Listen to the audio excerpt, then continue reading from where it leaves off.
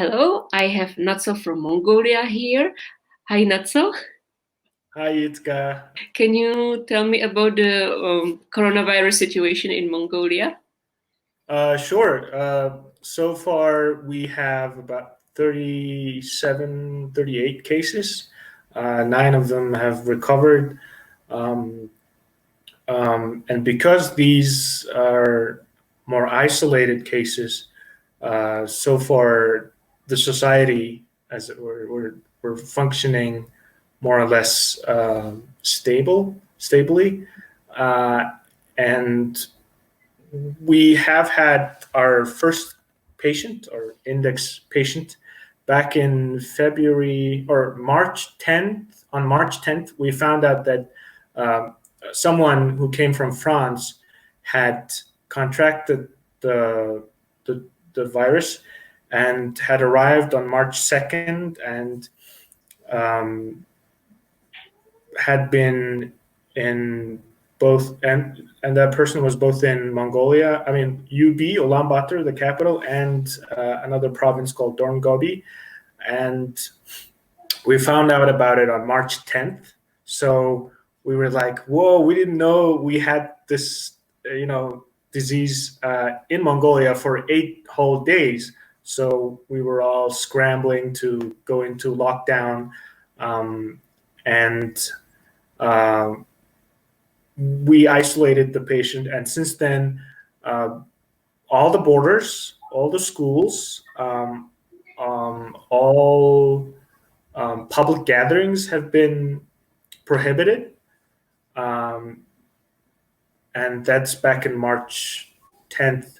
Um, and all the flights have been canceled, except for with some exceptions. So, for example, in the border, you can only cross if you're a truck driver bringing in import goods like food and necessary products. You can only go outside of the country if you're a truck driver exporting gold, copper, our main economic exports. Um, and some gatherings have been permitted again recently uh, for like places like, I guess, food restaurants are okay, grocery stores obviously open, and we recently permitted saunas and gyms to open recently, Mhm. um, and um, we've been doing some airlifting of our citizens stranded abroad. So Mongolians who are sort of who are stuck in South Korea, Germany, I believe, and Moscow, have been, and the U.S. have been brought back through charter flights. Uh, but they're and when they're, as soon as they're here, they're sort of isolated, separated into quarantine wards um, for 21 days, and they're tested, I think, every week.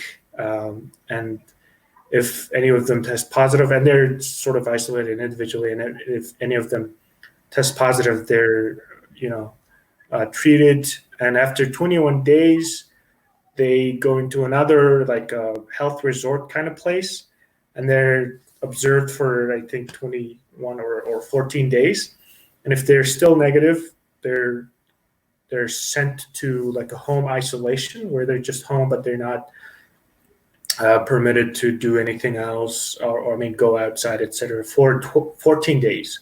So that's been sort of the system, the mechanism that the government has set up so far. And we have been notified by the Ministry of Health and the National Center for Communicable Diseases every morning at 11 a.m. So since January, so every morning these people do a live stream on like most media, and then uh, they let us know how many cases there are, how many recoveries there are, how many people are in isolation, how many are under treatment, how many under observation, and so on. So yeah, so far things are getting a little stable, and we have cases under control because we have such few ports. We only have I think two ports that connect to Russia, and we only have three ports, if I'm not mistaken, that connect. I mean, that cross the border with China, and since we have such a small population, and we're one of the most sparsely populated countries in the world, we've been able to sort of know what's where a suspect patient is, and isolate them, and sort of test them. We've been very blessed with good good doctors and medical personnel. So we're very thankful for them, and I guess uh, some of our government people too. Despite their despite some of their negative aspects, some of them have been uh, doing some good decisions early on, and that sort of helped us. But on the other hand, a lot of businesses were sort of closed very early on, and it's sort of tiring people in terms of like people have been denied their sources of income, and some businesses have been recently they've been talking about protesting outside the government because uh, despite some tax exemptions, there's not really been um, much business opportunities. So people, especially private sector people, have been saying, our our businesses are being denied. We don't have, um, we can't afford food, or things like that. And I think people are trying to be considerate, and I mean I think the government is trying to sort of listen to things and sort of uh, adapt to their needs. But so far the Ministry of Health has been just saying, oh, we have to be very careful because we're still high risk. Russia has about 70,000, 80,000 cases, and China, our other neighbor, we have only two neighbors, by the way, and our other neighbor is basically the epicenter of this pandemic. So, yeah. I see. So were people afraid when they heard about what is going on in China and Russia? Yeah, they were very much so. I mean, even if, even when we heard, so I think in late January we heard about this pneumonia, viral pneumonia going in China, and China has a province called Inner Mongolia where there are Mongolians, and they have been there have been like Facebook posts about Inner Mongolians warning Mongolians to like close the border because the Chinese government is like suppressing information about this viral pneumonia. They're sort of downplaying the effects and scope. So we sort of got an early heads up, and we were very lucky with that. But then through February, we were sort of comfortable because cases were blowing up mostly in China, but then there were different news saying, oh, it's not worse than flu and so on.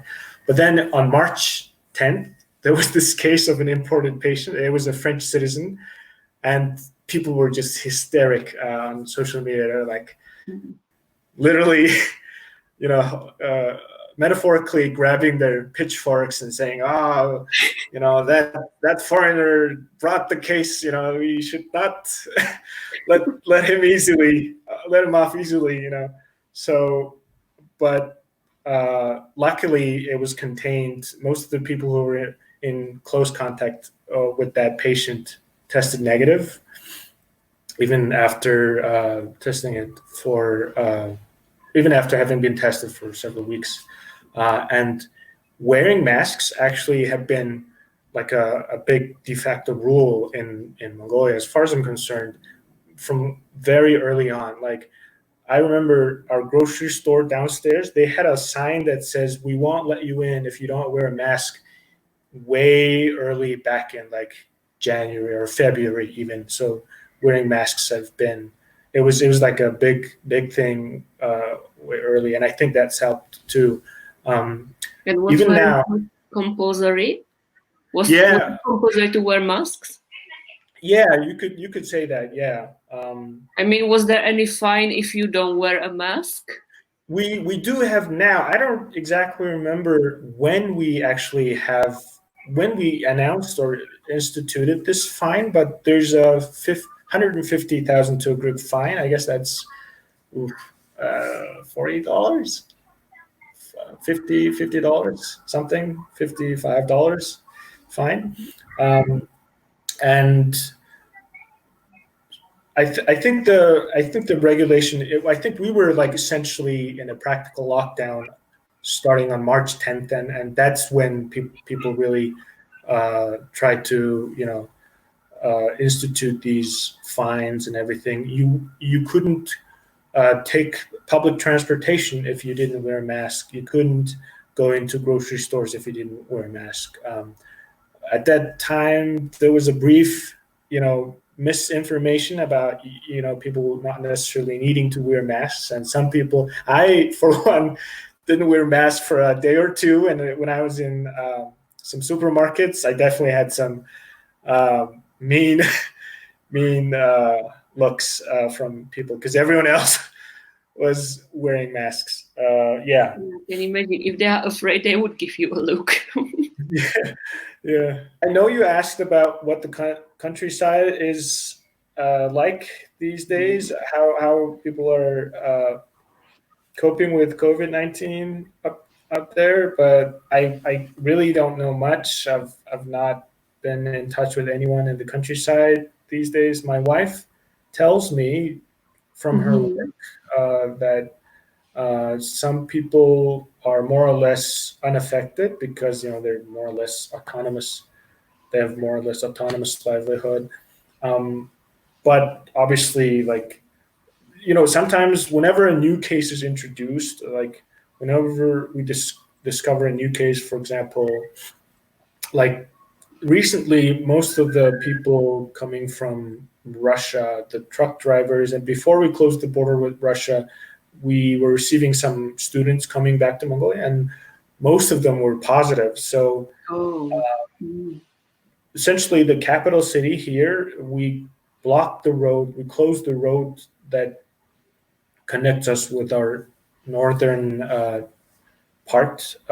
There's a big town named Tahang, and we closed that part there. And these partial closures seem to have been a little, a- annoying or discomforting for some people in the countryside. I mean, and mostly because it's how the food items are being transported, and if the roads are blocked too long, I mean, it's going to be very difficult for people in the countryside because it's not like the olden days when everyone just lived on sheep herds and sheep muttons and milk alone. People need actual food items. So yeah, we need our roads open. But it's Mhm. it's a constant battle between the necessity to go into a lockdown to like uh, prevent from a COVID-19 uh, silent spread, and on the other hand, the necessity to keep the economy go, go to at least like a minimum extent, so as not to starve the people. So that's been uh, the debate, and we're the people in the urban areas like in Ulaanbaatar, Dahan, in cities, we're especially vulnerable because our resident homes, like Gare district, people, we've been um, we've been having some air pollution from the resident homes burning coal for at least like several decades. So our lungs are like very, very poor. Like I think we're number one or number two, or something in the world because Oh, of our air pollution. And we solved that only recently when we banned the burning of raw coal. But I think it's safe to say our lungs are like really old French accordions at this point, very bad. So if we get COVID-19, we'll go down very fast, like oh. wildfire. And is there any support from the government to those who lost their jobs in any way? I don't think there's a specific program for the unemployed, aside from the normal unemployment benefits. What the government has done so far is to waive the taxes, both the social insurance tax and the personal income tax. Um, but it's not really effective. I do think there's going to be. I do hope actually there will be um, more interventions and assistances from the government because that's what the people have been demanding. One silver lining is government has been pretty transparent about the cases of COVID-19, and they have been pretty receptive to the people's demands, mostly because social media is so big here. Like Facebook is really big here, and when people do like when people really like come together and make their voices heard, it really reaches the politicians because they're also on Facebook. That's their platform to That's sort good. of, yeah, cater to the public and get votes. Our election is also coming up in July, June. I for one don't know how it's going to go down. It's very risky, but I guess we I mean at the same time I understand the need to you know maintain the democratic society and everything. But we're not so far. I haven't heard of uh, you know preparation procedures or how it's going to go. It looks like we're going to learn a lot from the South Korean example. South Korea just did their election despite the outbreaks, so hopefully we'll have that. But I'm still scared to vote. I would have rather just they delayed it to postponed it to next year. But that's just me, I guess.